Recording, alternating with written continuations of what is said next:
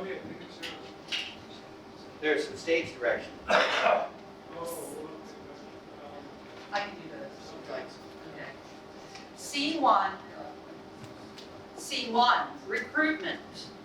Tom Holder is barely discernible in the gloom upstage, but he walks rapidly forward into the spotlight. In limine, lawyers call it, meeting at the threshold. In that place, be it the threshold of a trial or of a career, deceptively small things can have enormous consequences. In my case, the deceptively small yet very consequential thing was my law school grade average, which was quite good, but not quite outstanding. Good enough, that is, for the big law firm whose offer I'd accepted, though a little short of enough for a federal judicial clerkship. But then, Lights come up on Judge Brecker sitting in a chair on one side of the stage, and on Tom Younger sitting in a chair on the opposite side of the stage. the law clerk I was expecting suddenly backed out and took an offer from a law firm. Blame student loans, I suspect. Anyway, I guess you'll do, young man. Your credentials seem to be in order. I know it's late in the season, but I'm offering you a clerkship if you'd like. I have a commitment with the firm already, Your Honor. Well, you know, there's so many blue chippers left this late in the year, and it isn't long before your clerkship here would start. I have to know quickly whether you're in or out. I'll need to talk to the firm. Let me call Your Honor tomorrow. Now, see that you do. The lights fade on Judge Becker and come up on the hiring partner sitting in another chair. Well, I understand, Tom. A clerkship with someone like Judge Brecker would be a great credential. No one here would hold it against you that you called off your plans to be an associate here. We'll miss you, of course, but we will understand. Well, naturally, I'd like to come back here after my clerkship. Well, we can't make any promises. We can't know yet what our hiring needs would be next year. If we could fit you in, we'd love to have you back, though. The lights fade on the hiring partner and come up on Tom Younger and Judge Becker. so on the strength of this semi-assurance, I told the judge yes. It wasn't that I was passionate about the prospect of going to work for him any more than he was passionate about employing me. But I thought I could probably get back to the big firm after the clerkship year, and a federal clerkship trumps a year at a big firm in the pecking order of credentials. So it was worth the slight risk, or so I thought. I had miscalculated the risk. The judge was fine, I guess, for 2 months, and then the judge was dead. Stroke. Lights out on Judge Brecker, lights flash up on hiring partner. Gosh, Tom, I am really, really sorry, but at this short notice, we've got nowhere to put you. We'll be glad to consider you if anything turns up, of course. And we probably could start you next year. And so there I was. I was a brand new player in this game, and the music stopped, and all of a sudden I had no chair. I had a school teacher girlfriend who couldn't contribute all that much to the household income. I was, as they say, a motivated seller of my services. And then, to my surprise and delight, I found myself dealing with a motivated buyer, Shepard Schwartz. Mr. Schwartz had been my trial practice teacher at the law school, and he had a sensational practice. Lights up on Shep sitting behind a desk as Tom Younger in an office chair in his own rolls up to him. There's a lot going on here, Tom. We're adding new lawyers and practice groups all the time. And the cases, we're defending the Speaker of the Legislature on a ridiculous ethics inquiry. For one thing, and we represent the wife of the president of that shipping company in her divorce. You probably read about that one in the papers. We have a big philanthropist, I can't say who, but being investigated for tax fraud. And we have a condo case, biggest in this state's history. We're looking for a bright young guy to take over the third chair on that. Take over. Was someone sitting in that chair before? There was, but he recently left us. He may not have been the best fit for the job, actually, but his loss will be your gain. This job is perfect for you. We'll throw you into deposition practice on day one. because each unit owner has a tale of grief. Water problems and power problems and heat pump problems and doors installed wrong. It's a clusterfuck, Tom. And everyone has to give a deposition to tell his or her story under oath.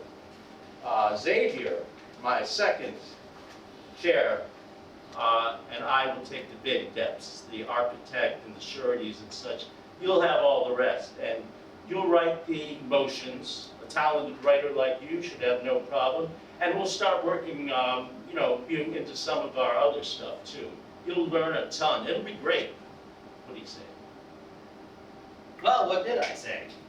What could I say? True, this wasn't quite the white shoe firm I've been working towards, but it certainly was an exciting prospect. Working really big cases with the man the big guys turn to for really big cases. It was a little unflattering to have to be called in as a last-minute replacement, not once, but twice in my first year out, but I knew I was good. And whatever skills defending depositions might require, I had no doubt I could develop. And we'll have a lot of fun, I promise you that. I'm excited, Mr. Schwartz. Shep. Shep, then.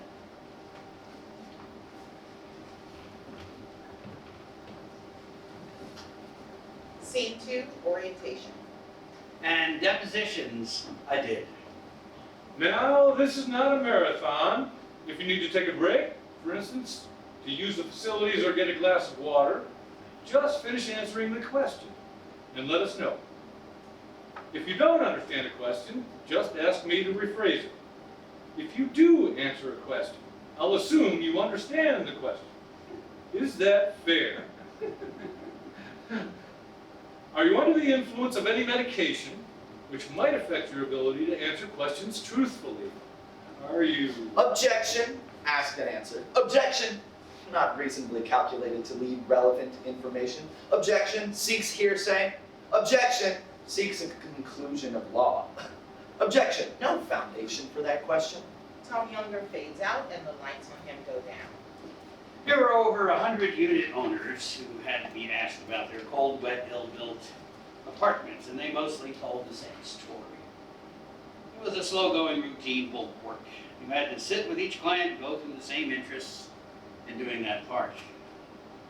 It had to be done, though, and I was certainly getting trained in how to defend a deposition. Me, wet behind the ears against 4 or 5 slightly older lawyers who knew how to take advantage of my ignorance at what I was doing until I caught on. None of it mattered anyway, since eventually the case was headed for a settlement, which I guess was the best kind of training, low stakes. I also got to watch the depositions of actual consequence for the settlement, what they looked like. Shep let me tag along for the big ones, taking or defending the testimony of architects, construction foremen, expert witnesses. He was damn good. Even as a newbie, I could see that. Shep could nail an opposing expert to some fact or document or a bit of smaller testimony. In another case, like an entomologist pinning a bug to a display board. Along with Xavier, his faithful number 2, he could get any fact in evidence and keep any fact out of evidence. And I got to watch it all. And he let me sit in on the library and write the motions. Lots of depositions breed lots of requests to the court to keep things out of or force things into evidence. And sometimes one party would ask for sanctions against another for real or supposed violations of the rules. It was while I was sitting in the library that I first met Celia. After we introduced ourselves, she had a question for me. Lights up. Lights come up upstage, revealing a backdrop of a bookcase of law books with a library table in front of it. The backdrop could be a projected photo. Tom Younger and Celia are sitting on opposite sides of the table. So you're the new Richard? Richard? You're the 3rd chair on the condominium case, right? Shep's new bright young man? Well, I guess. I am on the condominium case. Then you're the new Richard. The old one had to leave. What do you mean, had to leave? Why? Is that a polite question to ask? I don't know. Was it a polite thing to say that he had to leave? Probably not. Let's just say he got too close to his clients. That covers a multitude of sins. Implying there were sins to cover. Everyone has sins to cover. Not me. Ah, but then you're new here. They'll come in time. Do you have sins? Wouldn't you like to know? Ah, you're a man, you have sins. Well, if you don't want to talk about yours, tell me about somebody else. That's your sin. You're a gossip. That's a trifling sin, Tom. You'll have to do better if you want to succeed around here. What sins, for God's sakes? Well, there's Gil. He likes to chase us around the furniture. You mean he plays tag? Of a sort. Not with you, of course. Why not? Tom. You can't be this thick and survive. Why do you think? Oh. Does he catch people? Oh, not me. That would be pretty gross. But I don't think he was seriously trying to catch me. I work with Shep. Meaning there are people he does seriously try to catch? People who say aren't protected by working with Chef? Now you're not being quite as thick. Good work, Tom. And there's another problem. Because the firm is growing so much, it used to be that women knew who the handsy guys were. Now, with all the people around, there isn't always a book on everybody. So what do you do? Make assumptions. The more money, the handsier, until you know better. And there's a lot of money. At least that's the way it seems. What do you mean, the way it seems, don't you know? Well, lots of people are acting rich.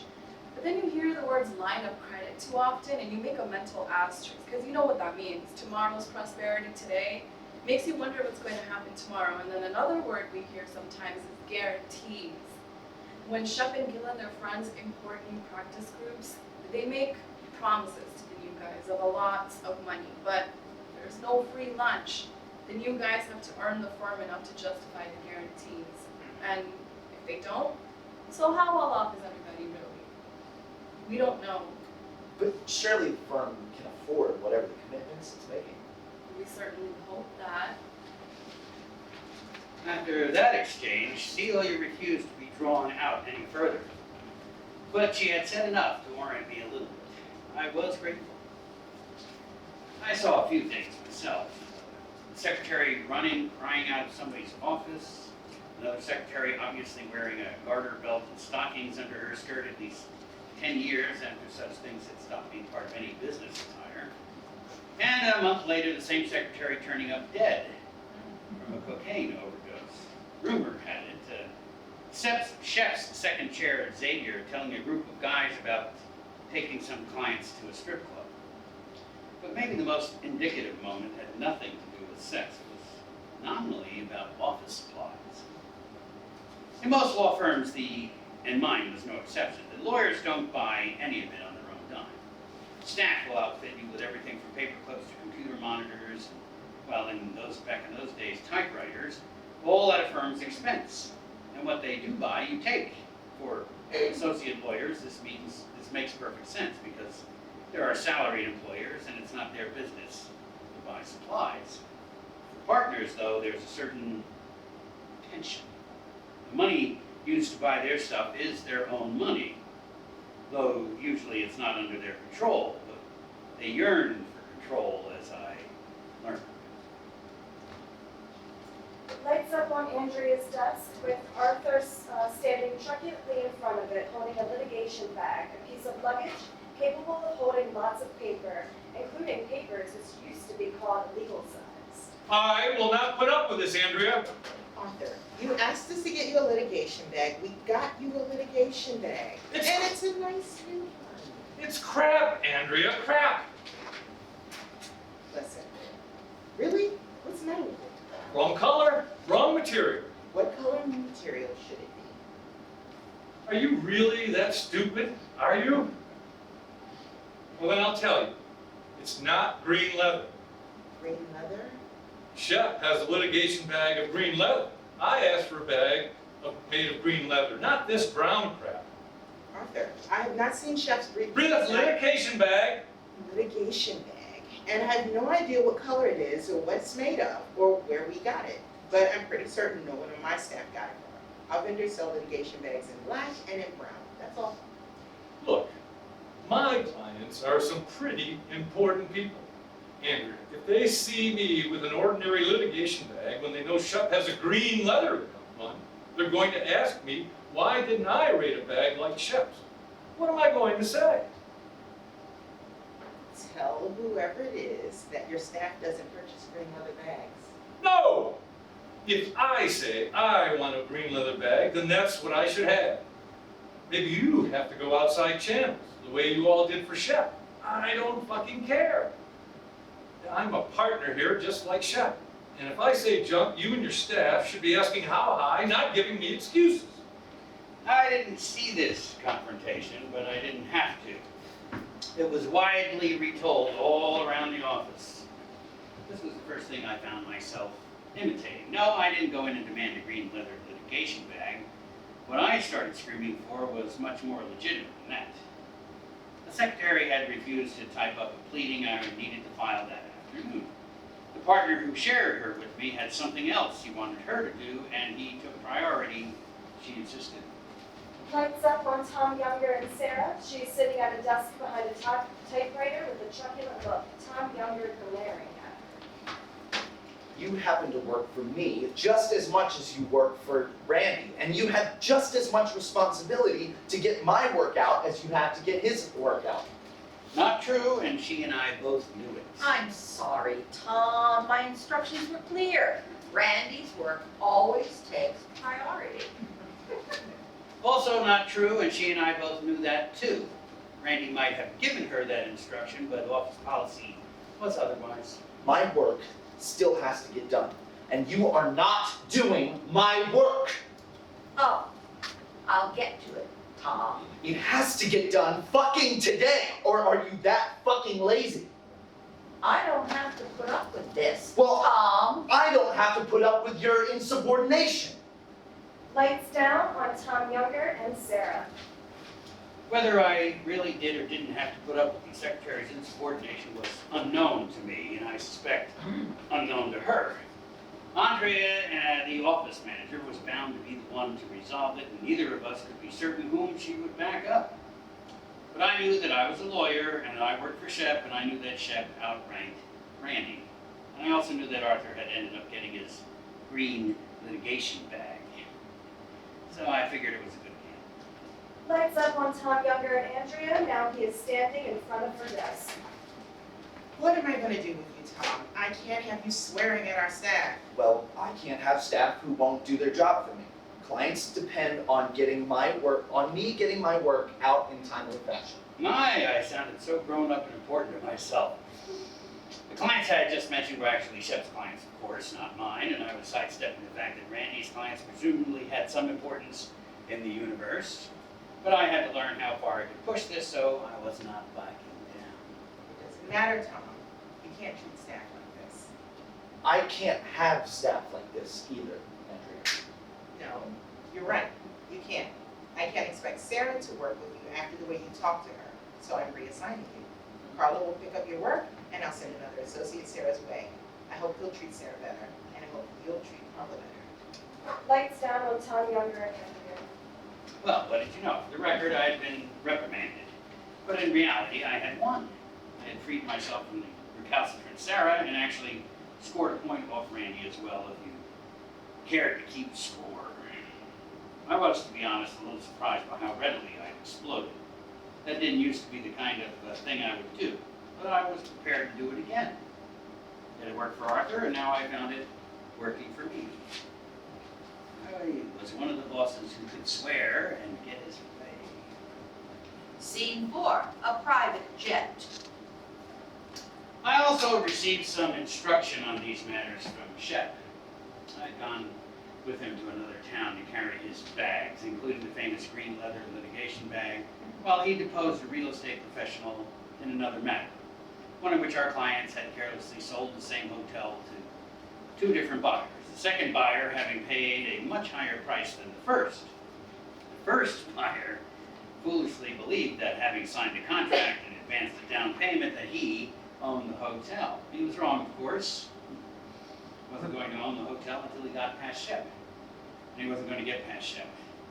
In a few grueling hours, drawing on that first buyer's expert witness's testimony in other cases, the custom of the marketplace and the witness's own correspondence, Shep had gotten him to acknowledge that there were still normal steps in transactions of this sort the first buyer had not yet taken.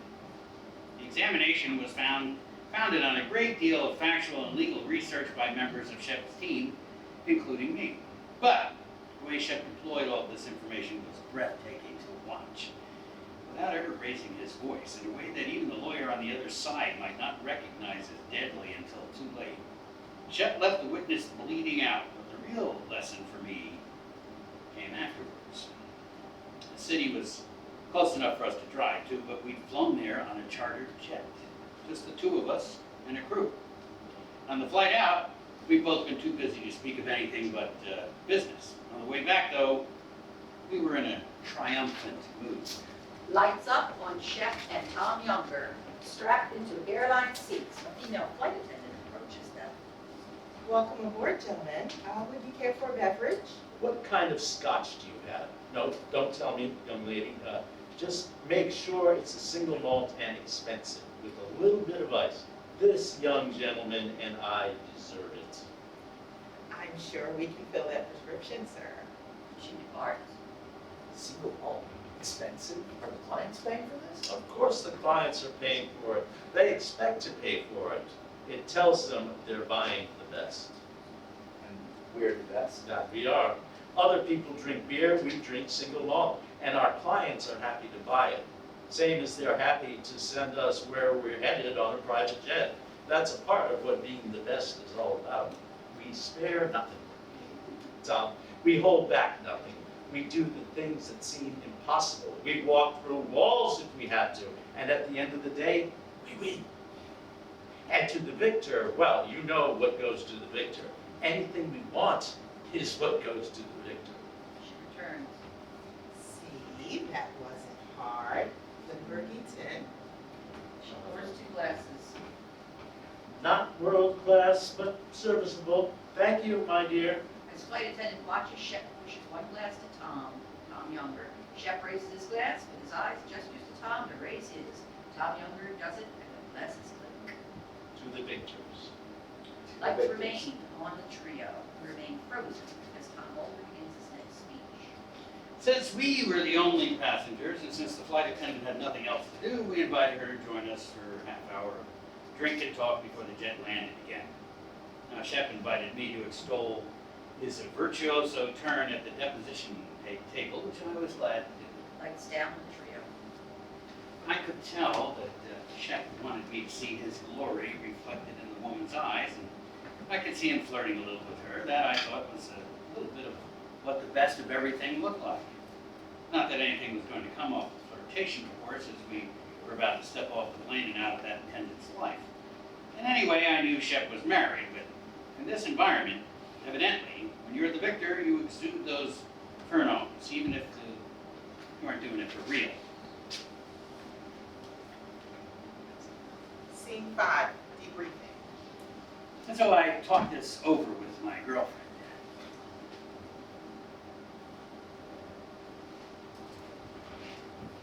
Lights up on Tom Younger and Emma. She is sitting in an armchair. He is apparently coming in from a day in the office, putting down his briefcase, taking off his suit jacket, perhaps hanging it up. But the conversation is started by the time of lights up. This sure is a different world, Emma.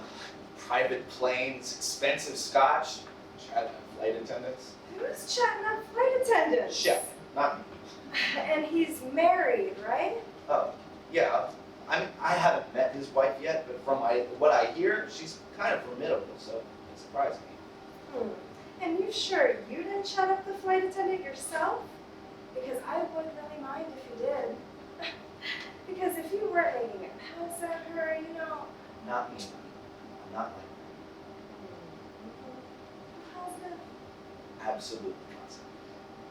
So of course I wasn't absolutely positive. And the funny thing was, I would have been absolutely positive even a year earlier. I believed in loyalty to the women you were sharing a roof and a bed with, of course. At the same time, Em and I were having married people sex already. Sometimes I would get these pictures in my head. For instance, of me and Celia, and the coupling in those pictures was anything but married people sex. Now, guys get these pictures unbidden, right? But recently I was dwelling on them more. And what would you expect in an office where a boss would chase women around a desk and no one stopped him? In an office where if you were good and you threw your weight around, you'd get whatever your heart desired, whether it was a green leather litigation bag or a news secretary or a private jet travel with a flight attendant who feed you 10-year-old scotch with a helping of flirtation as casually as if it were a tumbler of ice on the side. I couldn't talk about any of this with Emma, naturally, but I began to do the kind of magical thinking guys in my position then go in for. Speaking out hypothetically, how bad would it be if I cheated just a little? Not enough so she'd even notice. I never stopped recognizing that Emma deserved constancy when I wasn't actually doing anything, just kicking it around in my head.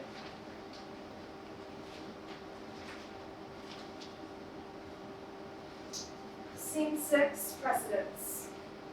I had to do plenty of kicking with the case that Shep's partner Gil, the guy who chased women around the furniture, he added to my portfolio. This was an effort to keep Morris Miller out of jail. Now, Miller had already been convicted of theft. His misdeeds bore some down-market kinship to the double sale of a hotel by Shep's client. The difference being that big guys like the hotel people get sued, but the Morrises of this world get prosecuted. And the big guys retain Shep, while some of the smaller ones have to content themselves with Gil. What about Morris? Morris was a lender who, well, let him tell you about it in his own words. Lights up on Morris and Tom Younger sitting at a conference room table. Morris is providing an intake interview. Well, of course, I'm glad to make your acquaintance, Tom, but no offense. I came to this firm to work with Gil. And Gil asked me, as part of that, to hear your story. You're hiring us to write an appeal brief. I'll be the main drafter on the brief under Gil's close direction. So I'm the person who needs to hear it first. Well, okay. What do you want to ask me? Well, start with this. Why did the jury think you were stealing when you foreclosed on that mortgage? I have no earthly idea, Tom. Well, I know the borrower claimed the mortgage was canceled without any funds being advanced. The borrower did try to cancel the mortgage shortly after he took it out, but he didn't act timely, you see. So the mortgage kept right on being valid, and then the borrower didn't pay up, so the lender had a right to foreclose. The lender, that was you, No, company, which you own 100%. maybe. Did you, or that company, if you prefer, ever tell the borrower the mortgage was still valid? Why? I mean, he could read the contract language. It told him when he had to exercise his right to cancel the mortgage. And then it says you were never actually you never actually provided the borrower any funds and there was never any loan? Oh, that's nonsense. I have the bank records to show what happened with the money. And what do the bank records show? That the money was sitting there in escrow just waiting for the borrower to access it. For whatever reason, the borrower never drew down on it. But I set it aside. The indictment said the borrower had no idea the funds were there. If he'd have asked, we'd have told him. Anyway, when he didn't repay the money we'd set aside, naturally I foreclosed. Well, actually, it was the mortgage lender that foreclosed. That's still the lender you owned 100%? Yeah, but it still wasn't me. See, and I wasn't foreclosing as me either. I was only acting as a trustee, and everything I did as trustee, I did under the court's orders and supervision. It was clear as day that prosecutor was a dumbass. You get the idea. Morris's MO was to create confusion, and when there was enough of it, to make away with the money, or in this case, the borrower's home under some claim of right. Hell, none of this bothered Gil. An additional light up on Gil. You know the drill, Tom. When the facts are against you, argue the law. What law, Gil? He sold the family's house and kept the proceeds. You expect the appeals courts to say the law doesn't cover this? You have to argue all issues. And trust me, Tom, there are always issues. And so, I hit the books hard to find some issues. For instance, Gil thought I should be researching cases that immunize foreclosure trustees doing what the courts told them to. After an exhaustive search during several weekend hours when I would rather have been home with Emma, I located all the case law in our state on this approach, and I took it to them on Monday morning. Handing Gil a printout of a case and holding onto a duplicate to console. Here's the main case, Gil. Right on point.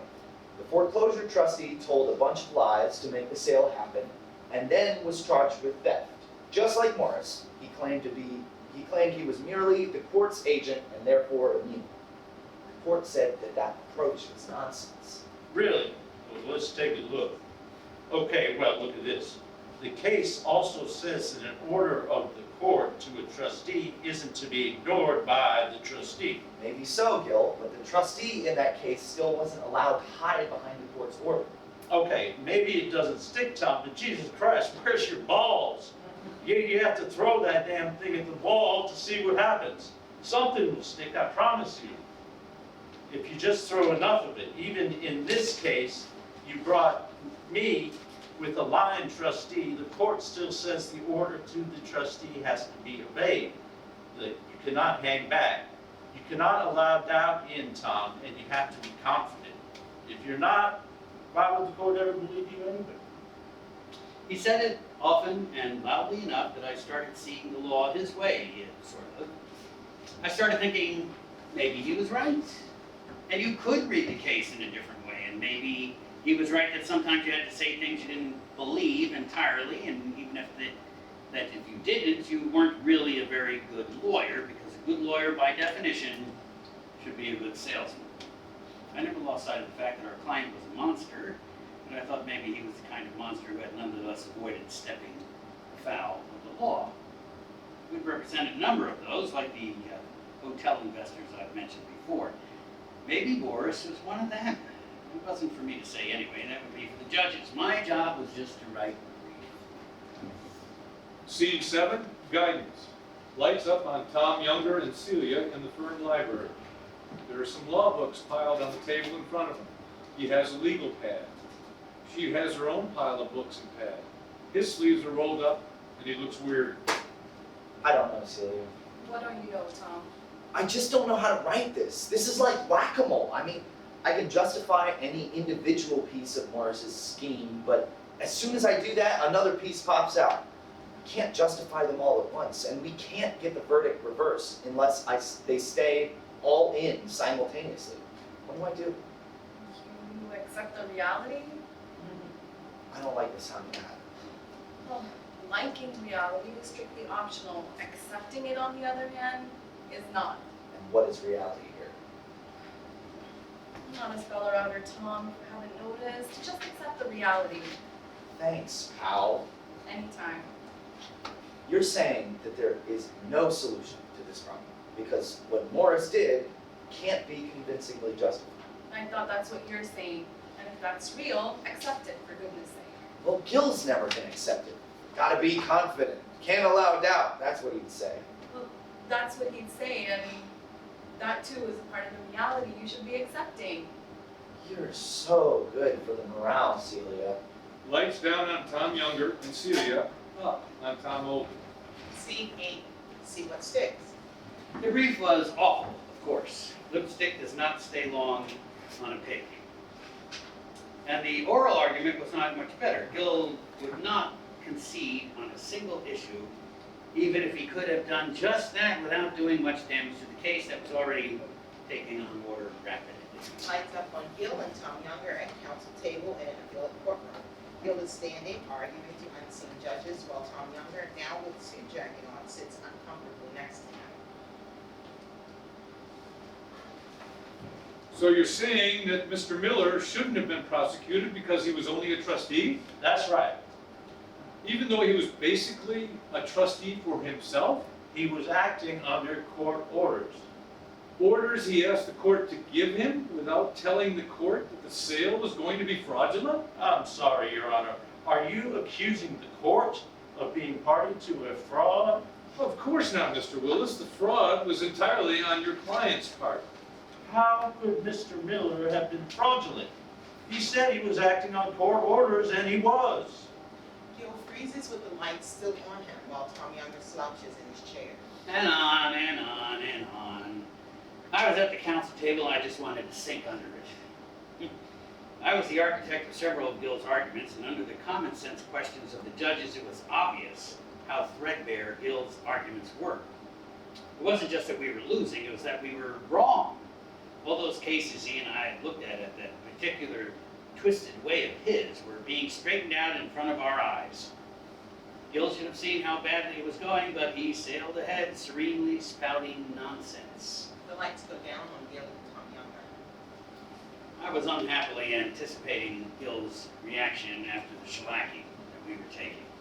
I didn't see Gil as the kind of guy who accepted blame for anything, so I figured the upcoming abuse would probably be directed at me. But I was surprised. Lights up on Gil and Tom Younger outside the courtroom, putting papers in their briefcases and donning their overcoats. Well, that went well, didn't it? They were asking the tough questions, but they had to do that. The important thing is they were listening. Well, I'm not sure that. Well, they were listening, Tom. When the ruling comes out, you'll see something will stick. Lights down on Tom Younger and Gil. I didn't know what to make of that. Either Gil was deluded or he knew something I didn't know yet about the way things work, but I couldn't deny being impressed by Gil's fecklessness. To me, at that moment, there was something admirable about it.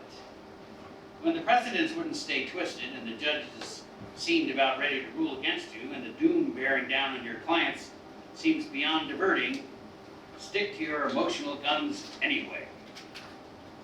Scene 9, Monkey Do. Well, Gil's behavior might have troubled me. By this point, I was finding I couldn't always vouch for my own behavior. People's Exhibit A, my preparation of one of the condo clients for her deposition. Lights up on Rebecca and Tom Younger. She is perhaps 5 years older than Tom Younger, and she's showing him the heat pump in her condo unit. You see, all the condensation collects down there and it gets trapped and then it gets under the decking. And from there, it destroyed the dining room ceiling of your neighbor downstairs. And you've talked to her about it, of course. I've actually talked to every single resident in this condo. I bet you thought you'd never, when you were at that fancy law school, that you'd be interviewing 80 people about their heat pumps or their ceilings. True. Dream job. I can think of worse. I mean, heat pumps have their own fascination when you get to know them. And I guess meeting the unit owners is kind of a bonus, or are you just really into heat pumps? No, I'm into unit owners too. Oh, wait, what was that? Was that the sound of flirtation? If I didn't have any manners, I'd ask how I compared to the other owners you've interviewed. I don't think I know you well enough to make comparisons yet. Well, good. I have some fresh coffee in the percolator. Do you have time for a cup? I did, as it happened. And I would have made time even if I hadn't had it. It was only a cup of coffee and I was just a friendly guy. I could do with a cup of coffee. I'll bet. Tom Younger and Rebecca move to another area of the stage and represent the kitchen. Rebecca goes through the motions of pouring cups for Tom Younger and herself. You know, comparisons work both ways. You can compare clients, and I can compare lawyers. What's sauce for the goose? But who would you be comparing me to? So, you might have heard that there used to be a lawyer on this case named Richard. Now, that name right there should have given me some pause. From the hints I'd already heard about my predecessor, I knew that she was probably telling me what she was telling me. A few months earlier, I would have changed the subject and ended the conversation as quickly as possible and gotten the hell out of her unit. But all I said was, So how do I compare to Richard? Well, I don't think I know you well enough to make a comparison yet. What would you like to know about me? Are you married? Richard was. Not formally. I have a girlfriend. Do you live with her? Yes. But not ready for marriage yet? No, not yet. Why not? Commitment phobic? I'm certainly phobic of saying whether or not I'm commitment phobic.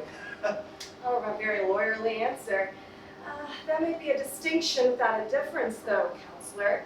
The only reason not to like talking about it is that you're guilty as charged. That's okay though. I'm commitment phobic too, and so was Richard. By the way, married or not. How well you get to know. Well enough to find out how he felt about commitment. Unfortunately for him though, there were a number of his clients in the complex who also got to find out the same thing. Apparently it's not good client relations to get too uncommitted with too many people at the same time. Well then, I'm different from Richard. Thought you might be. Would I be right in guessing that your lack of commitment is just theoretical? I have a good relationship with my mom. But you wonder sometimes. Everyone wonders sometimes. No harm in wondering. A cup of coffee. May I ask you some questions in the spirit of getting to know my client better? Of course. What do you do? What do I do? Like all day? All day I try to pull people out of hell. Mostly the hell they put themselves in by making bad decisions. I'm a social worker. So I also work out a lot. Just kidding. I'm just kidding. Mainly to make myself forget for a little like how depressed other people's bad decisions make me. And then of course I like to make some bad decisions of my own. Was that It brings out my own depression sometimes. what Richard was? A bad decision? I suppose. But you know, there are some bad decisions that I don't regret as much. So he didn't make you too depressed. Richard is like junk food for the soul. You know, it doesn't do you so much good, and reasonable quantities doesn't do you much harm either. There are bigger things to get depressed about. Well, I'd like to rate higher than junk food myself. I work out too.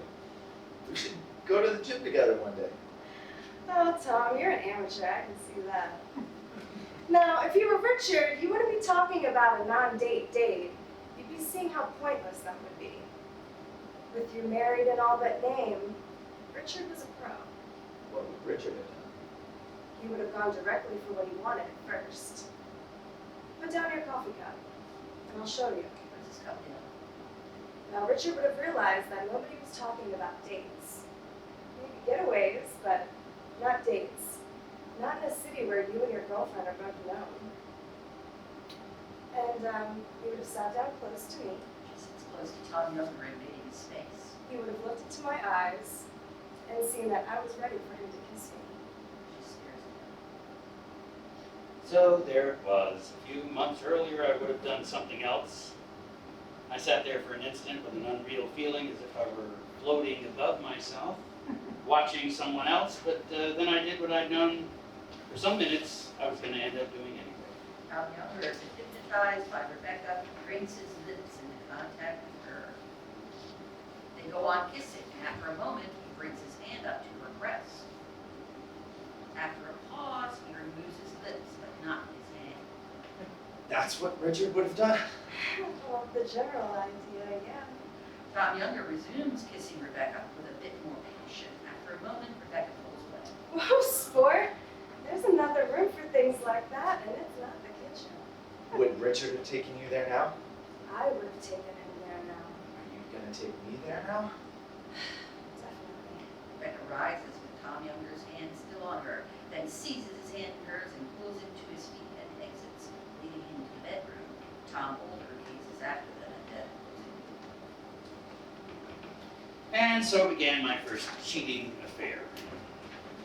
Rebecca was a passionate lover. I grew with an interesting collection of toys, things I'd never even heard of. She was loud too, which made me seem even more, I was going to say like Richard, but the fact was we never even spoke of him again. He had served his purpose and I was aflame with the excitement. But the hiding begins as soon as the cheating, and in my case, I wasn't just cheating on my girlfriend. I was, or at least it felt this way, I was cheating on a whole condo full of clients. And as soon as I poked my nose out the door, I found myself checking the hallway for observing eyes. Of course, when I got home to Emma, I felt awful. I mean, amazing how many lies you have to tell to cover up a single afternoon of indiscretion. And I wasn't a happy liar or a good one. Not that Emma suspected anything, not then. When I came back to Rebecca's, on our visits in between the sex, I learned that I couldn't really understand her. She didn't always seem to be the same person.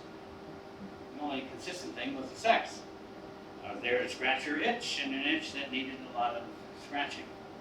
I prided myself, and I justified myself on that. A man of the world would have physical affairs, and stay true in his heart to the woman he'd left at home. That was my thinking, and it was fun to have a central secret or two. Scene 10, Demotion. There was someone in my vicinity, though, who seemed not to have grasped that truth. Lights up on firm library table. Celia is sitting there staring, work on the table unregarded. Tom Younger enters carrying a legal pad or two and perhaps a photocopy of an appellate opinion. Celia seems not to register Tom Younger's presence. Cecilia. Cecilia. The man who doesn't accept the realities. Oh well. Maybe we should be forgiving you for that, Tom. Realities can be somewhat overrated at times. This is one of those times. You said it. Why, Celia? What realities have fallen out of favor here? Just realities, Tom. Reality in general, or are there particular bits of it that you find objectionable at this time? Damn it, Tom. I'm not the one being deposed here. Asking the same question in different ways, it's not going to get you a clear answer. Shep. What about him? This has to do with Shep.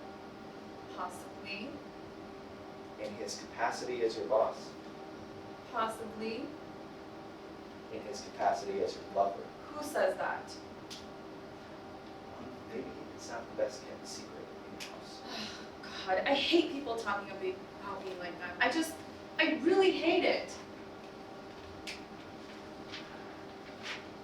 Whether it's true or not. Look, Celia, if that's what it is, that's okay. People do things like that. It's just life. The touch of my facile newfound sophistication there. It's not just life, Tom.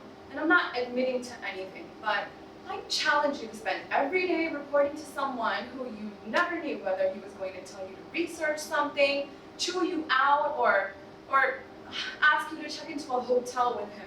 It would be very, very confusing, wouldn't it? I honestly can't even imagine.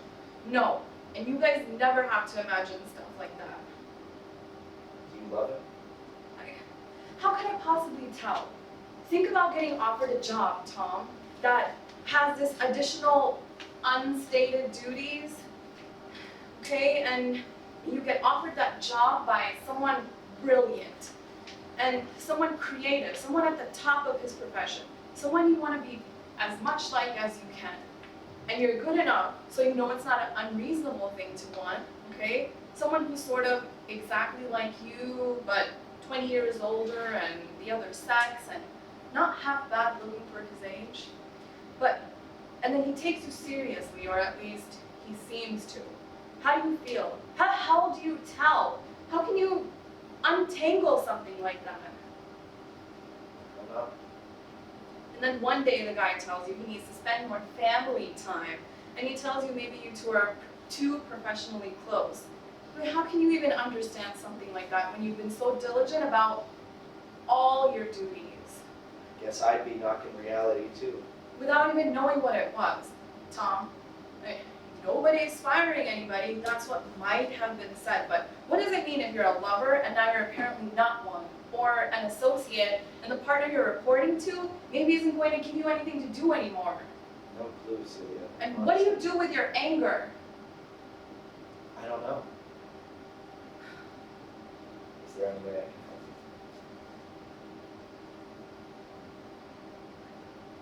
She heard it, even if I hadn't, that faint coming on note in my voice, muddying my attempt at empathy.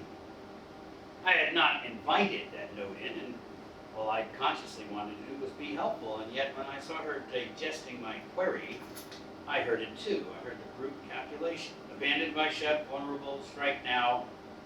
But all she said was, No, Tom, you can't help, but thanks for offering.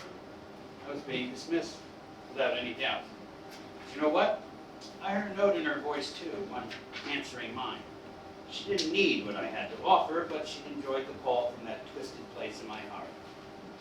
Did that make her twisted too? Lights down on all but Tom Holder. Scene 11, name of the game. There wasn't much time to ponder Celia's heart or her fate. Her demotion, or whatever you want to call it, left a hole one Shep needed to fill. Lights up on Tom Younger entering Shep's office, standing in front of Shep's desk. There is a banker's box of documents on the desk. Tom, You wanted to see me? I did. We're rebalancing the work around here. Now that the client's depositions are about done in those condo cases, it's time to put you on another case or two. The shipping company divorce is heating up. High-profile case, lots of interesting stuff in it too. Just right for a brainy young guy like you. Can you put your shoulders to that wheel? If you want, but I thought that was Celia's case. Well, Celia's getting busy with other things. I need more help on this one. Did he know that everyone in the firm had figured out that Celia was off this case and that she suddenly had nothing to do? He must have. I guess in Shep's mind he was trading lie for lie. If everybody knew, and he knew everybody knew, then he knew my question had been disingenuous because I already knew she was off the case. Serves me right. Okay, what do you need me to do? First up, we need to respond to a request for production of documents from the husband's lawyer. You know Beckinsdale? Real son of a bitch, but we'll cut it down to size. We'll cut him down. Here are the requests, and in this box, our client's accountant tells me, are the documents that respond to the requests. He pulled them from his own files in just the order he keeps them there. That should make it easy to produce them then. We can simply say that they're being produced in the order they're maintained in the ordinary course of business. I don't follow you. Well, of course, that's what the rule says. You can produce them in the way the business maintains them. Yeah, but that would make it way too easy for the other guys. I wouldn't advise that, no. You go the other way. Break out the documents request by request. Once you've done that, you no longer have the responsibility to produce the pages in order. Then make sure the pages aren't in order. Shuffle good. I'm not sure that's ethical. What are we talking about? You read the rule and you read the rule and tell me where it says that under those circumstances, the pages have to be in order. Listen, the guy on the other side is a son of a bitch. His client is a bigger son of a bitch. And it would violate cosmic harmony for them to win this case. Our job is to make sure they lose. That's our job, Tom. Don't lose sight of it. And we're getting close to trial now. After we mix them up, it'll take them a lot of man-hours to introduce much order into the documents in this box. There's 15 requests for production, so you give them 15 groups of documents. The rule says they get that, but many of the documents answer more than one request. Make sure they get all the responsive pages in answer to each request. That will mean you end up with multiple copies of each page, you see, and different page orders every time. Of course, they're going to figure out eventually how things should be organized with the expensive help of their own accountant, but it will slow down their trial preparation, and that's really what it's about. Is there anything damaging in those papers to our side? No, of course not. This is the third request for production from those yeses. They've already had the bad stuff for months. They're trying to delay our own trial preparation by making us respond. And of course, we had a hearing about whether we had to respond. So if they want to delay us, we'll delay them back. Name of the game. I did it his way, but I felt a little queasy about it. Lights down, except on Tom Holder. Scene 12, advice. The night after that meeting with Shep, I debriefed about that situation with Emma. Lights up on Emma talking with Tom Younger in a domestic setting, perhaps the kitchen. Now, let me see if I understand all this, Tom. You're saying your married boss reassigned you his mistress's work as he was just brushing her off? and in the process told you to do something dishonest? Am I getting all this right? I guess. I really think it's time that you leave this place. It's not that easy to just pick up and leave. Sure it is. You just say to yourself you'd rather dig ditches than compromise your good name by letting it be associated with going-ons like that. Associated? I have nothing to do with the state of Shep's marriage, Emma. I didn't make him sleep with Celia. I didn't make him hire Celia. I didn't make him change his mind about sleeping with her or hiring her. Believe me, he's never asked me for my advice. But he did ask you to mix up those pages, and you went along. Even if he hadn't made you do that, you think your reputation isn't going to suffer from just being there? You sleep with lice and you get lousy.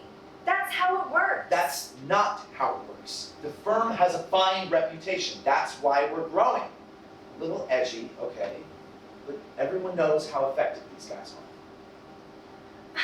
Yeah, you've told me how effective they are at mixing up the pages so the other guys can't figure them out. The other side can figure them out, Emma. Shep just does it to slow them down. And the rule doesn't say you can't. Look, I know I'm just a grade school teacher and all, and I don't know much about the rules of your line of work, but that's obviously wrong, plain and simple. I don't think it is that simple. I have to do what I can within the rules to help my client. Yeah, but aren't there rules about being honest with the guy on the other side? I don't think that a few months ago we would have even been having this argument, Tom. Who is this place making you be? I'm still the man I always was. Well, in that case, I may have even been mistaken about the man that you always were.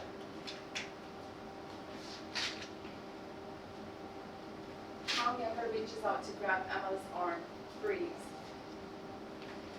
Of course, by now Emma was hotter on the trail than she knew. I was different. I had changed. The guy she moved in with a couple of years back would never have had anyone like Rebecca in his life. In the middle of the night when I was arguing about this with myself, I clung to the thought that this wasn't adultery, something only married folk could do. Of course, I knew that whatever you called my arrangement with Emma, we were supposed to be exclusive. But a lot of people thought that monogamy, married or was unattainable and unrealistic. I was beginning to think that myself. And if it wasn't really doable, you couldn't fault me for not doing it, could you? And I didn't owe it to myself to find out what was realistic before I made a further commitment. See, it actually was complicated.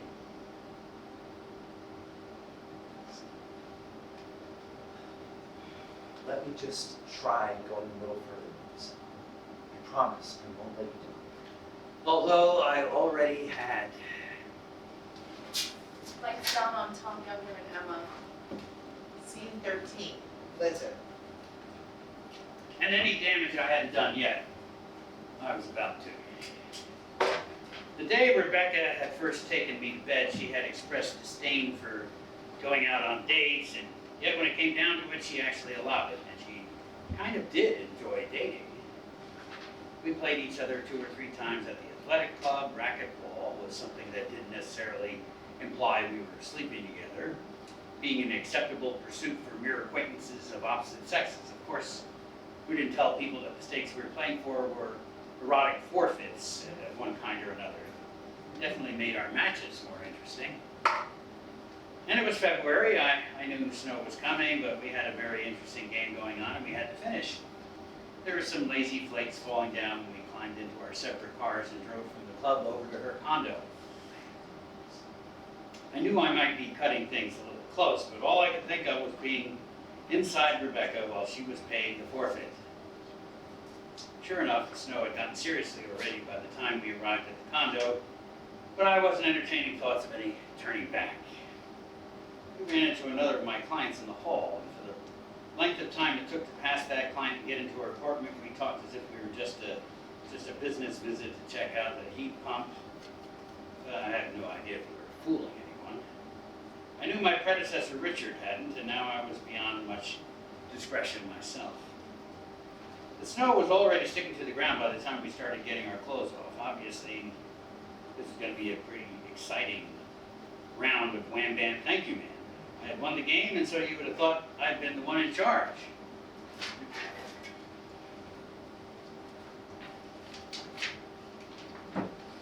Lights up on Tom Younger and Rebecca in bed under the covers. She is on her back, handcuffed to the bed frame, with her hands above her head and blindfolded. Tom Younger is a timer. Oh, Yes. No stopping. No stopping. Tom Younger tries to cooperate, but from his glance up, as if over to a window, it is evident he is in apprehension. Keep it in deeper. I want to feel it. I want your hands on me. Tom Younger's thrusting slackens. What? What's the matter? I don't know. I'm losing kind of my concentration. Why? I'm at your mercy. I'm a freaking fantasy. How can you lose concentration at a moment like this? Look outside. Are you crazy? I can't look outside. Oh, right. Tom Younger flips the blindfold over Rebecca's face. So, it's snowing. Haven't you tied up a woman before? No, but you've seen snow before, lots of times. So why is the snow a distraction from me? Because I have to get home. No, you don't. Not until you finish what you started, fella. You owe me. I really don't want to disappoint you, but... Don't even think about it, Tom. You can't leave me like this. Well, I just don't know if I can make it home. Fine, then uncuff me. Tom Younger fishes a key from under a pillow and takes a cuff off one hand. Rebecca pulls her still cuffed hand away from the bed frame and holds her wrist out to Tom Younger. Give me the key.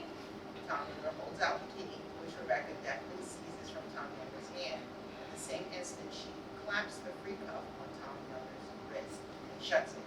Then, before he can react, she pops the key in her mouth. There, now I have your attention, don't I? Unlock me, Rebecca. Careful, Tom, or I might swallow the key. Now finish what you started, and then maybe we can talk about setting you free. Tom Younger looks at her for a long moment. She reaches under the covers to stimulate him. The lights fade somewhat on the couple. And so, what was I gonna do? I wasn't gonna go for that key, that was for sure, way too dangerous, and she knew how to produce the mechanical effect she was looking for, even with the weather nagging me. I was finally able to perform. The lights on Tom Younger and Rebecca come back up, signifying a slight passage of time. But don't leave yet. I gotta go. I'm expected. Why, by your old ball and chain? After that last half hour, that's the put down you're going for? She's not a ball and chain. She is a human being who's waiting for me. A human being, and what am I then? I'm not a human?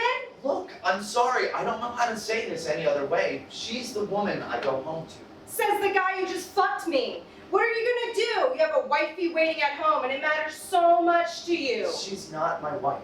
Oh, well that clears that up. You only cheat on girlfriends, never on wives. Is that the size of it? It's not cheating.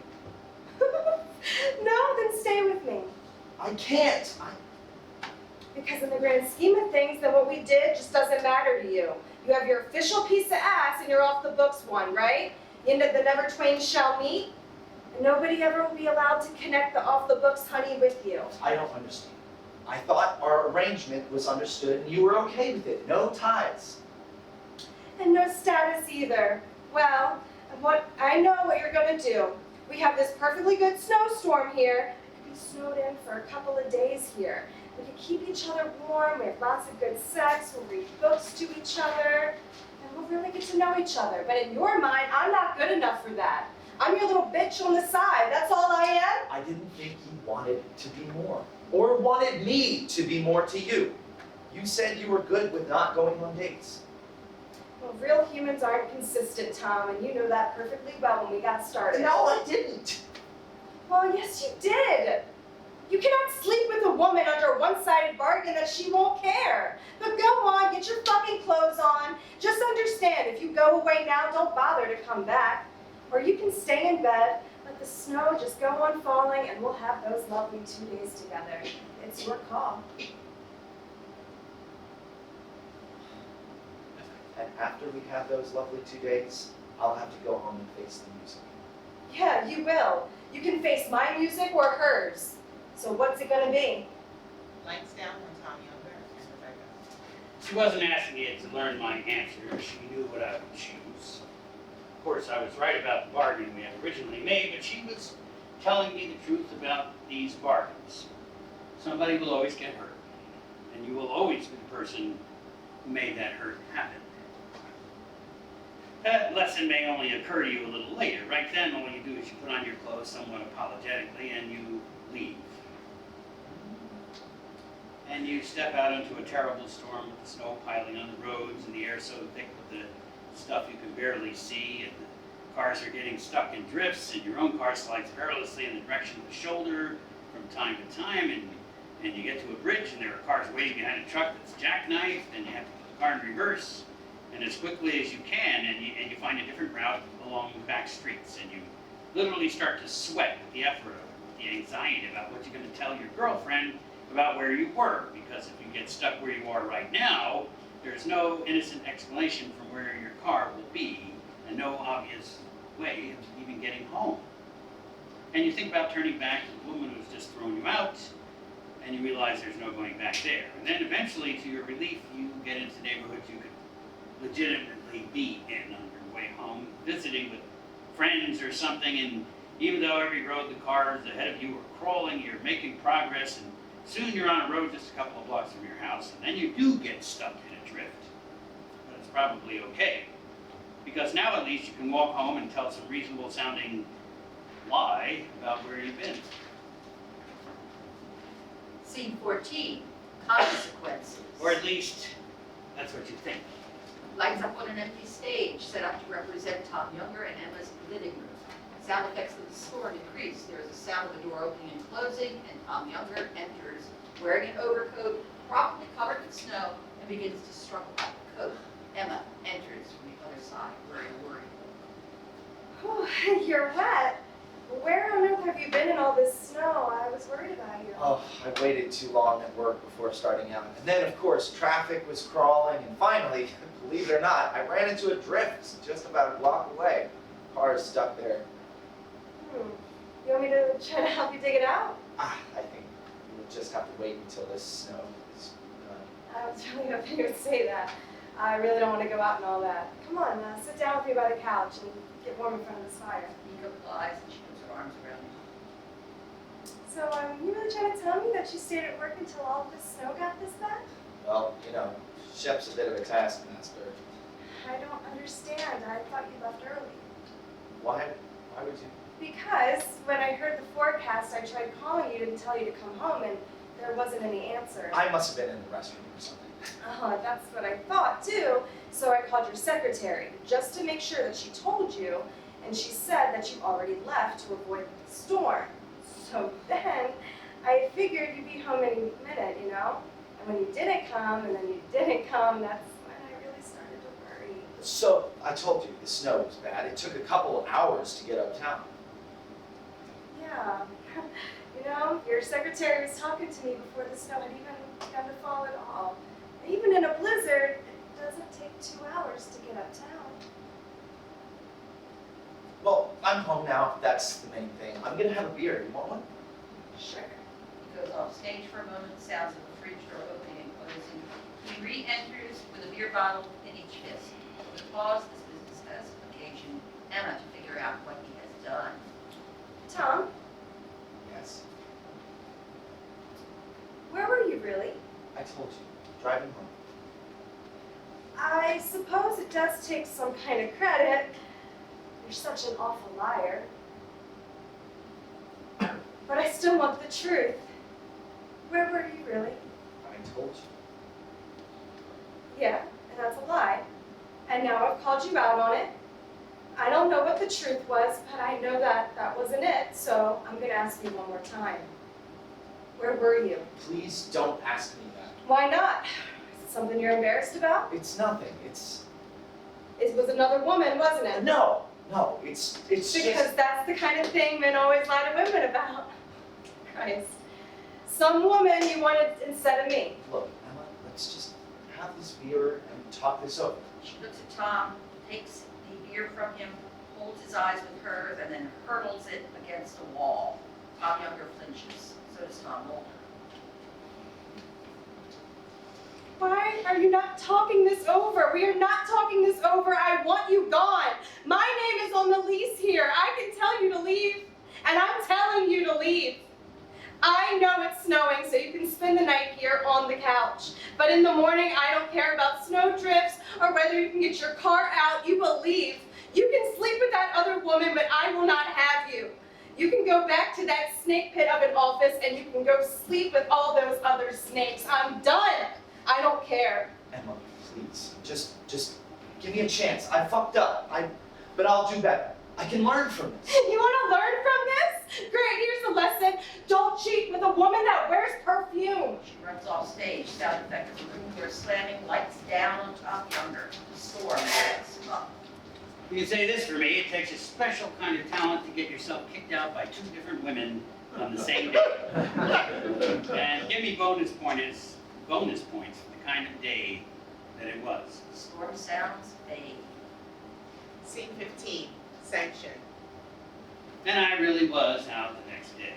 I did not see Emma in the morning. Overnight, behind a closed bedroom door, she packed up a couple of boxes and suitcases and shoved them out into the hall. Door slamming sound effects. And when the sun came up, I found enough clothes and supplies in the suitcases and boxes to get me through a few days. I suppose I could have knocked on the door and tried to talk. Maybe she would have reconsidered, but the truth was I didn't really have anything to say. She wasn't happy with the guy I was turning out to be, and I didn't bother myself, and it didn't bother myself nearly as much. The fling with Rebecca and the fact that I had let myself get caught at it probably came about partly in recognition of those facts. So, borrowed a shovel from the people next door, dug my car out, and did, in fact, park in the garage near the office. And yes, total cliche, I quietly slept at my desk for a couple of nights. Of course, I soon found somewhere new to live, a single guy's pad in an apartment house with a green sward in front and a cute little semicircular drive. It was peaceful, and I was grateful for the solitude for a while. And the next time I saw Emma, it was simply to receive more of my stuff. We said a tense but business-like farewell, and that was that. Some of the boxes stayed for months in my front hall, packed. I had no time for them. There was a saying that the law is a jealous mistress. But the law had nothing on Shep, who seemed not to want me out of his sight. Once he found out that Emma had turfed me out, if your associate has no home life, he can't complain that you're depriving him of any. Shep was consistent at least. He didn't see the point of recreation or even sleep for himself, so why should I need those things? So there I'd be on Saturday afternoons, and stuff like this would happen. Lights up on Shep and Tom Younger. Tom Younger is sitting in front of Shep's desk. Shep is standing. Also, I need you to take Ron Karachi's call. Do you know what it's about? He's going to want us to ghostwrite a report A report on what? to recommend a casino at Big Rock Valley. A popular family camping resort that was in our state. Who will claim authorship? A legislative select committee or a government agency, I forget. Who is Ron Karachi and why does he want this? Ron? Oh, he's kind of a joke. A company of his owns some prime real estate up there, right at the bottom of the valley. He'd really like to get into the casino business, but he knows it's hopeless still. He thinks a governmental recommendation for a casino, even a recommendation that isn't going anywhere, might make his land more valuable and get him a better price when he sells it. Even if that's true, shouldn't the government be writing what's supposed to be a government report? Well, you think a bureaucrat is going to move his fat ass for something that has no chance? Nah. Now, they'll do him a favor and publish it over their byline, but he has to write it for them. Well, I've never done anything like this. Shep, have you? Well, these reports are all the same. You state the question in a high-minded opening chapter that acknowledges that there will be pros and cons. You identify your assumptions and your methodology. You gotta have a methodology. You use the methodology to extrapolate economic good news from your assumptions. And you say at the end that the good news outweighs the bad, and then you recommend whatever you want. Hey, presto, you got a report. I don't know the first thing about casinos. Neither do I. Neither does Ron, except how to lose money when he visits one. But Ron isn't looking for a work of art. He could hire some real experts to make a serious run at it. But honestly, all he needs is something that kind of looks like a real government report. Don't worry, Tom, you'll make yourself enough of an expert. I guarantee it. And if you don't, well, no one will ever see your name on it. Lights down, Tom Younger. Scene 16, encounter. So some time passed with me slaving away for Shep. There were some mildly disquieting things that happened. For one, there were rumors about a fight. All the partners tried to deny it, if any associate asked. But everyone knew that Arthur and Gil had gotten into a fist fight in the men's room, and it was about those very things that Celia had mentioned on day one. The firm's line of credit and guaranteed income for partners recently recruited to the firm. Two of those partners disappeared overnight. The rumor being that the firm refused, for some reason, to stand behind its income guarantees to them. And those two partners weren't the only lawyers to leave suddenly. Celia vanished too. One day she was there doing whatever she did with her diminished workload, and the next, even her office furniture was gone. Later on, we'd heard she'd taken a job representing the state financial regulator. Probably wasn't a coincidence that the regulator was an old friend of Shep's. Say what you will, Shep cleaned up his messes. I didn't see her again for many months. Our city's legal community is large enough so that our paths would conceivably never have crossed ever again. But they did, as it happened. Lights up on a holiday party with the ensemble playing unnamed barman. Celia is standing at a table with a punch bowl, helping herself with a cup in her hand, her back to Tom Younger, who enters and enacts the moment Tom Elder I was described. at the Country Bar Association holiday party. I was going for a cup of the holiday punch, only to find out that she was, beating me to the punch.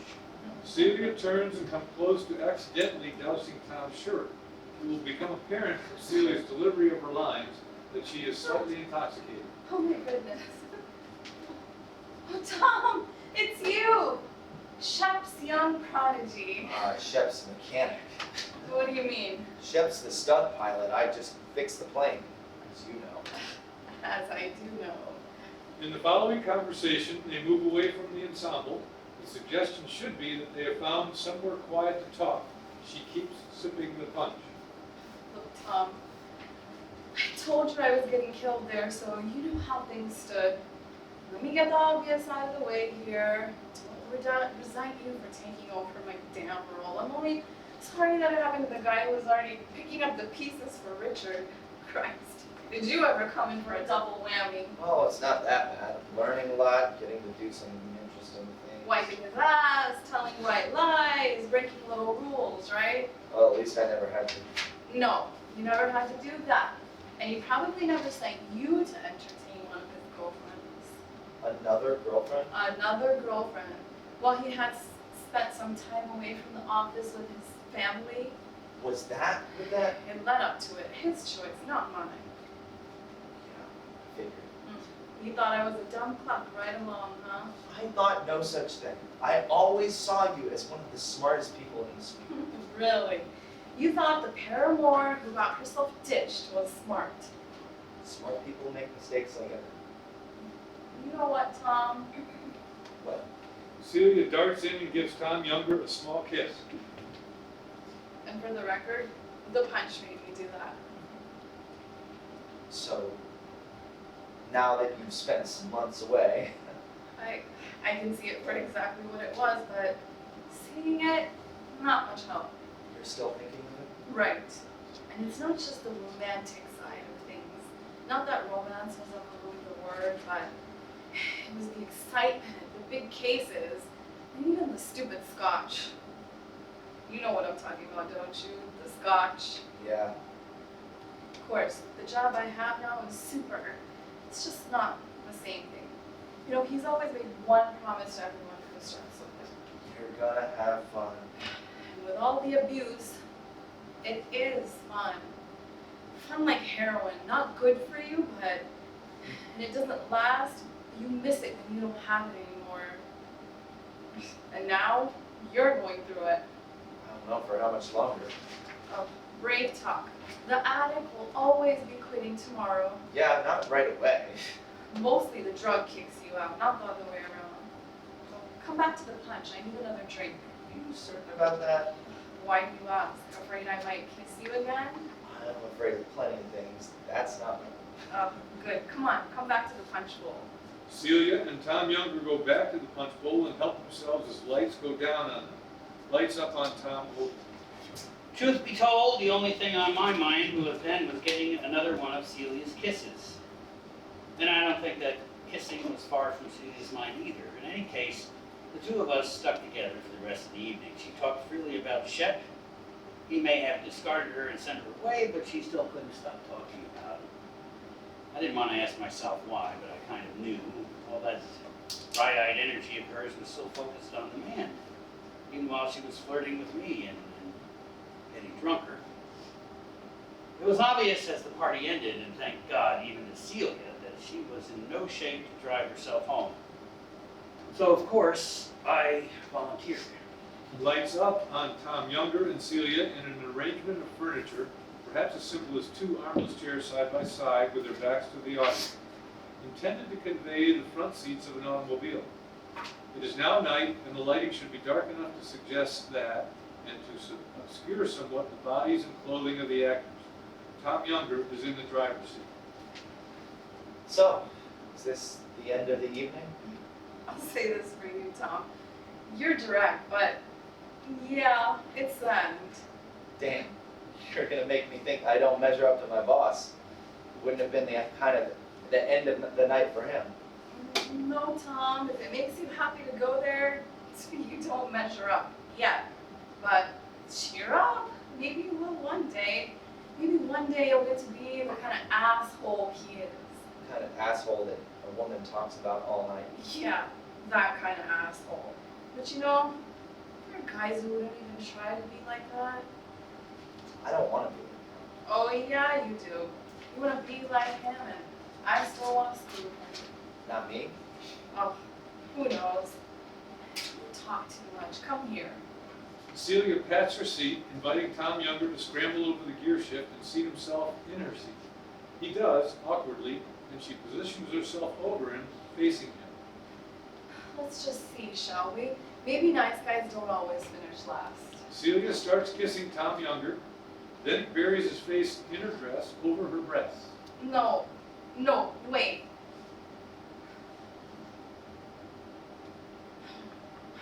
Damn. No, Tom.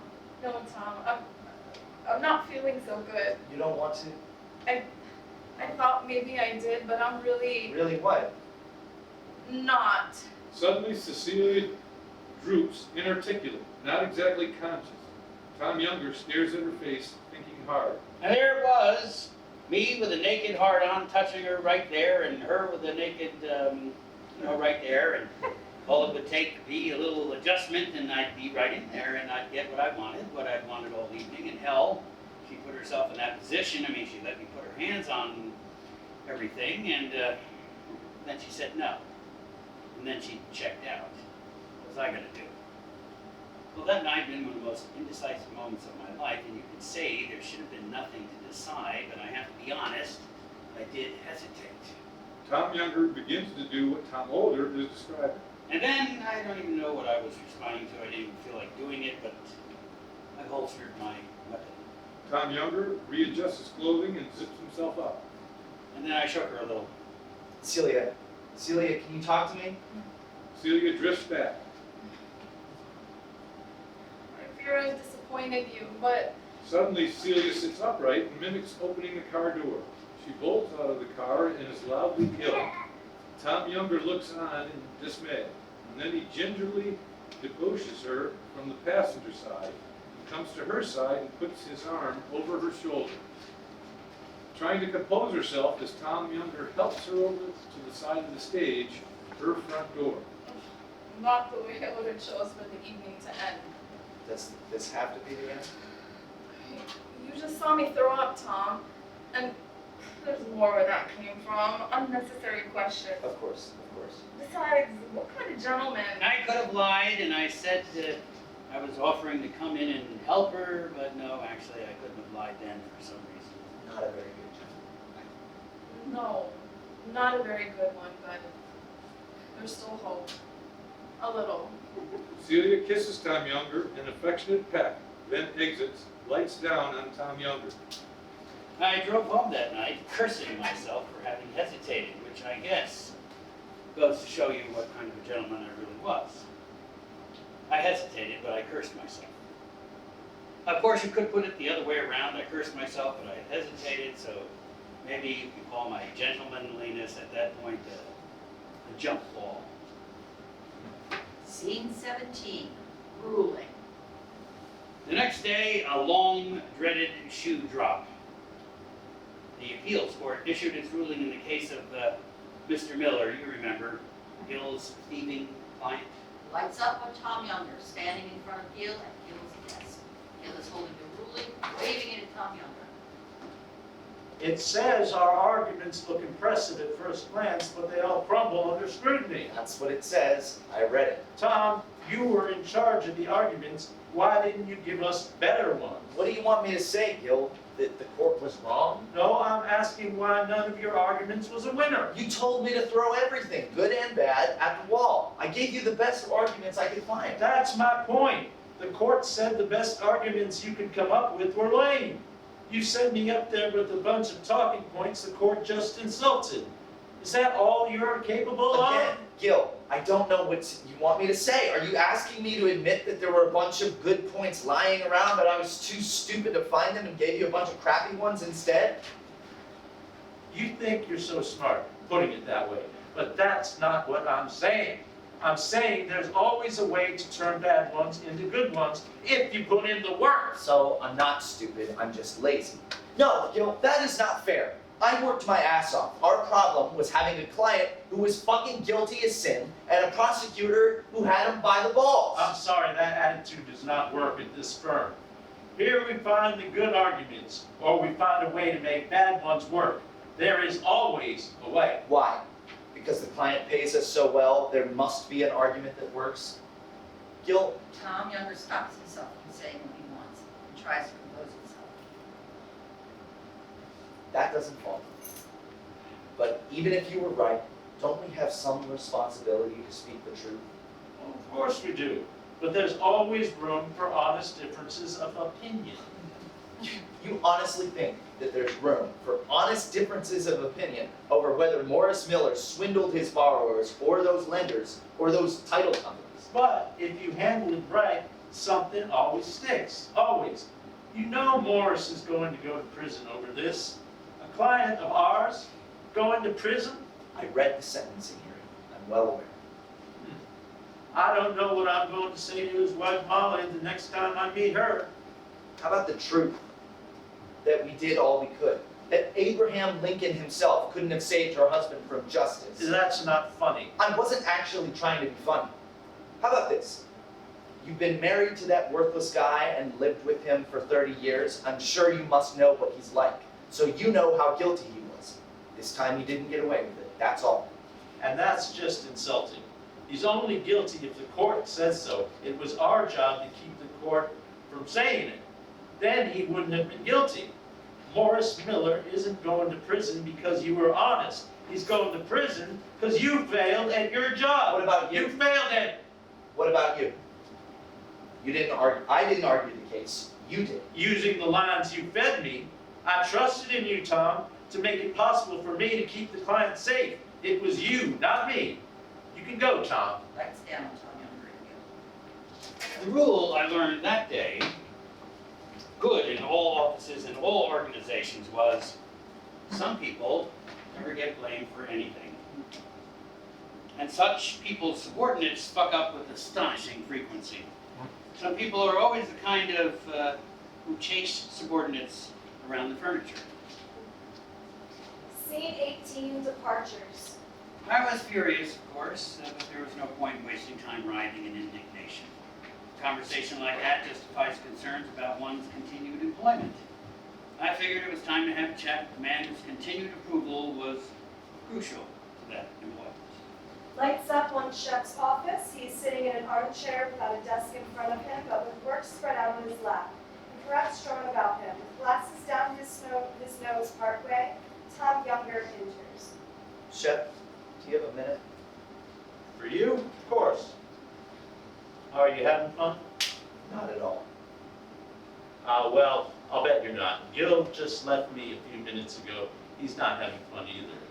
He thinks you fed him some bad lines. He fed me a crap case. That's not the way he tells it. Then he's telling it wrong. And I'm sorry if it's out of line for me to be saying it, because associates are here to learn, not go criticizing their bosses. Well, he may not be one of your bosses much longer. Are you firing me? Firing you? Oh no, fella. But it may not be up to me much longer. I'm telling you this in confidence, right? Right. I may be moving on myself, Tom.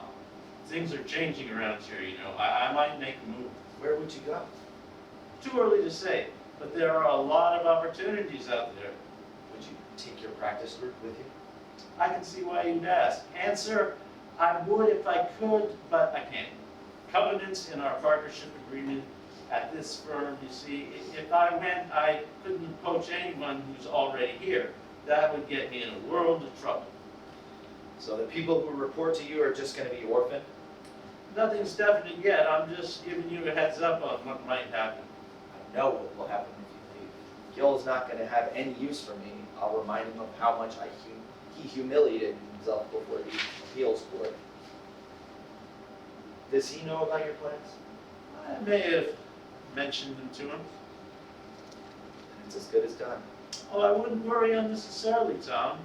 I could be here forever. And even if not, a bright guy like you would have no trouble finding employment or making his own.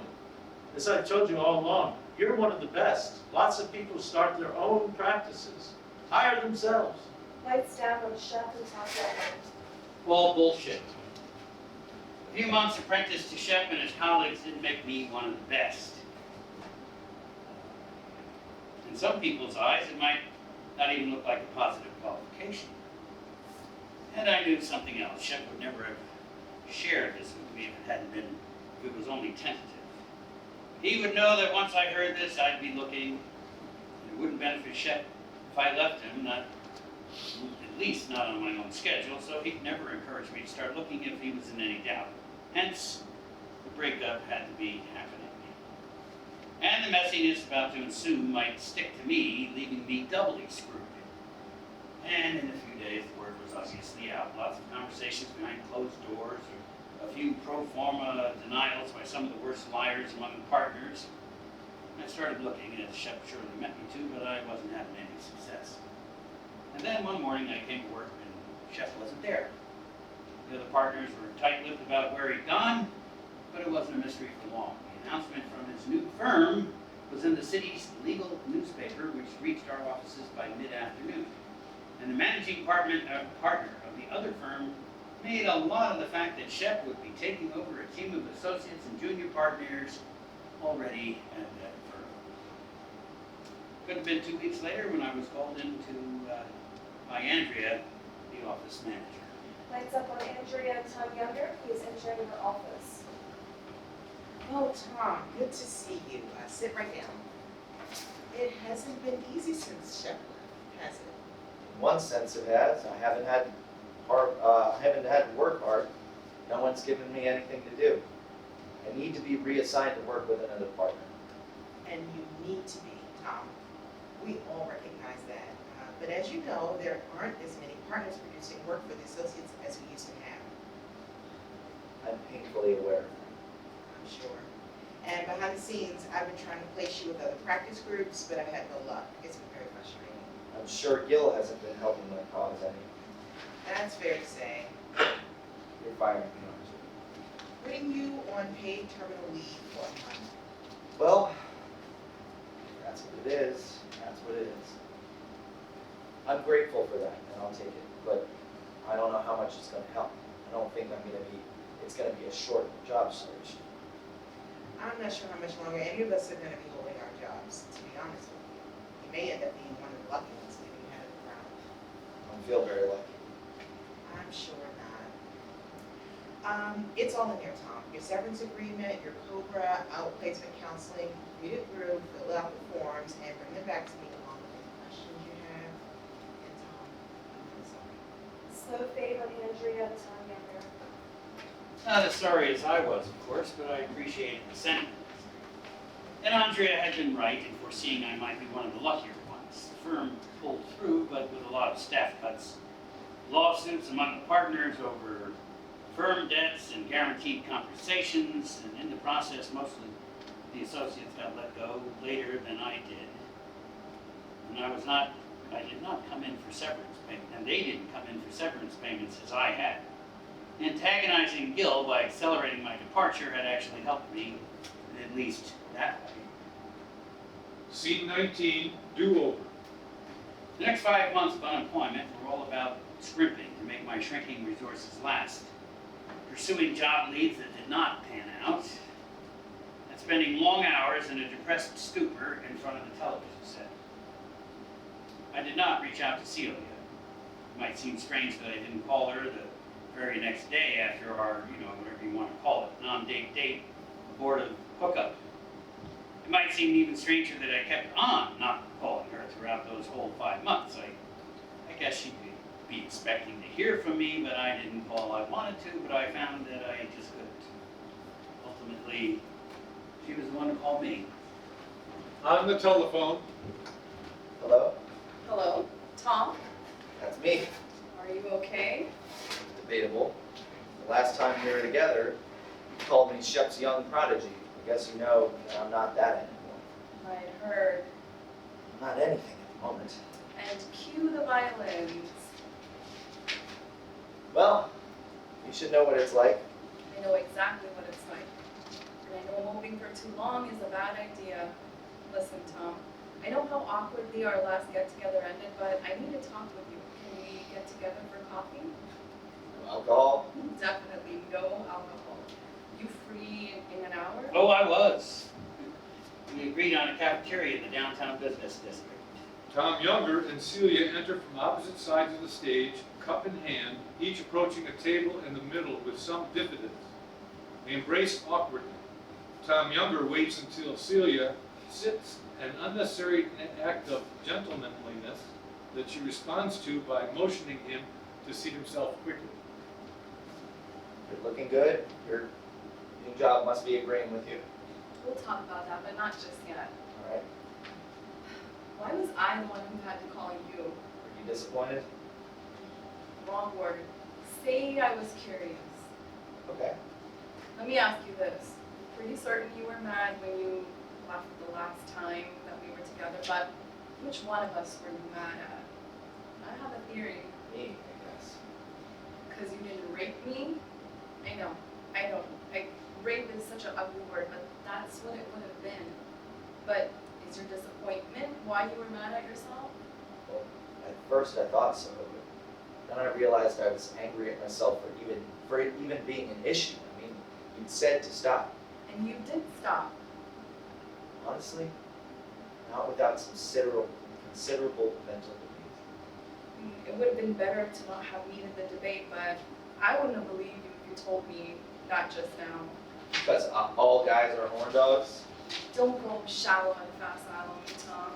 You were, or you could have been, the product of the finishing school of Shep and Gills and all the rest of them, and any awfully accredited graduate of that school would have taken advantage of you. That's a fact. But you played cookie from school that night, didn't you? Yes.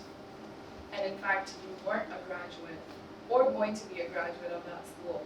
Well, I was going to be a graduate, given a chance. I know you didn't, I know you know I didn't leave voluntarily. It wasn't as if I told them all, go to hell. You would have told them that eventually. What makes you say that? Fact. You didn't write Gil that kind of brief he wanted. You restricted yourself to the truth. Fact. You bitched to me about Shep's little stump of the discovery pages he turned over in that divorce case. Fact. We shared the same misery for months because the firm's ways weren't ours. And that kind of misery runs out over the long haul. Oh, in fact, when I forgot myself in the front seat of your car, you didn't. Just face it, Tom. You were doomed to end up a decent guy. They just figured it out faster than you did. And that's why you were fired. It's the same kind of reason I was fired. Well, two decent people. We should be together. Agreed, but maybe we're saying different things. A pause in which Tom Younger stares questioningly at Celia. It's a little late in the day for me to tell you I wouldn't have any interest in jumping your bones, and under other circumstances I would try, but I'm not doing that, and here's why. Oh, I told you my current job was pretty good, and it has been, but it's also the job Shep found for me, and a rather public proclamation, at least among the discerning part of the public that knows about these things, that I'm the discard of a grandee who gives his mistresses farewell presents. Now, there are worse things, to be frank. Counsel to a commission beats a trophy paramour associate, to choose a wild, hypothetical instance from who knows where, but it's not good enough for me, and now, as fate would have it, I don't have to do that anymore. There's a bank company that I brought an enforcement action against. They were in a technical violation, nothing egregious, and we resolved it firmly and fairly. They liked me anyhow, evidently. After the case was over, they called me up and said if I would represent them on the outside, they'd shift a lot of business my way, and they went on to describe the business they were talking about, and it's enough. I'm going to leave the commissioner's office and go out on my own. You sure there's enough work? There's enough work. Well then, congratulations, Celia. A major client and independence to boot. I'm happy for you. But, But what's this got to do with us? and the liberties you don't get to take with me, is that what's on your mind, you amorous young man? Not bemoaning the preemptive refusal, but I'm just not seeing the logical connection between your incipient job and my... I've had occasion to tell you before, you need to be quicker on the uptake if you want to keep up, Tom. Look, you asked me if there's enough work. Well, there is. More than enough. I have to staff up. I can see the light going on in your eyes at last, Tom, and for once, you're right. I want you to come work for me. Partners? Well, not initially anyway. I'm the one with the client, and there's no one I'd rather have to work with me than you. You're talented. I'll give Shep this. You don't get to be a part of Shep's best without talent and ability to work hard. That you have good ethics, and they'll improve in the environment we'll create. You've proved it, that you understand when a woman says no. Even a woman not at her best, it means no. But very important in a two-person office, and best of all, you're available. But not partners. Tom, you know you're not ready. You can trust me that when you are, I'll make you one, or do you have a problem working for a woman? You know, up until now I might have.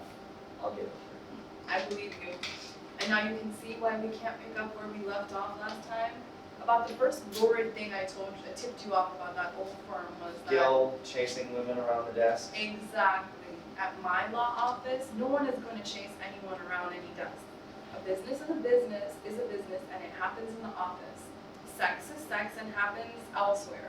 And we'll start this business as we need to go on in that regard. Agreed? Yes, my God. Another awkward moment, since neither a hug nor shaking hands quite fits the occasion. And Breaking the awareness with a joke, we're gonna Have fun! they raise cardboard coffee cups and touch them in a spontaneous toast. They freeze. The lights gradually go down on them during the next speech. On that day, I stepped off the threshold finally. The beginning of my career had come to an end. I'm reaching the opposite point now, close to the end of the end, and it's been a great ride. I became a partner after a couple of years additional seasoning. Cecilia and I ran the firm together with great success until she retired a year or two ago. And no, if you're wondering, no one carried a green leather litigation bag. No one spouted nonsense in court. We didn't write phony reports that looked like government reports. And no one ever chased anyone around any of the furniture. If you're guessing that means that Celia and I never went to bed together, well, you're right. I wouldn't say the thought of that could have happened, ever crossed my mind, but of course it did. Of course it crossed hers, and she admitted once to me, but we were pros and grown-ups.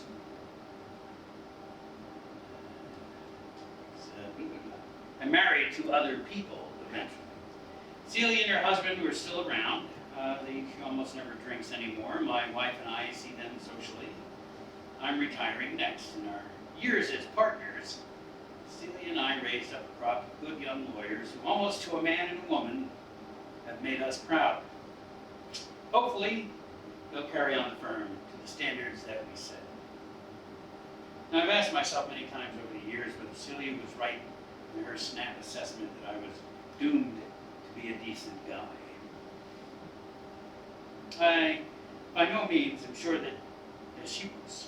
To my last breath, I'll be grateful for the confidence that she showed in me the day we agreed to start our firm. But was I such a sore thing? I wish I could say. If I hadn't been shown the door in one way or another by all those people, Rebecca, Emma, Shep, and Andrea, so that I wound up in a situation where Celia's lifeline was the only option I had, would I have found Scotch and the fast life and being one of Shep's best too seductive to resist? I can only hope not. It's a truism that as the twig is bent, so grows the tree. But what if, like most of us, you're being bent in all different ways at the same time? In which direction do you find me end up growing? Well, in the little things, it's them, as I said before. The nearly imperceptible moments at the outset of your life when the shape of your soul is not yet cast. And when, as happened to me, these tiny formative forces are in equipoise, you have that radical, terrifying freedom. You could be the rapist, or the guy doomed to be decent. Both of them are in you. Only once you've stepped past that threshold, are you really doomed to be the person who made those choices forever. While you hover over it, you could be anyone. Blackout, massive standing ovation.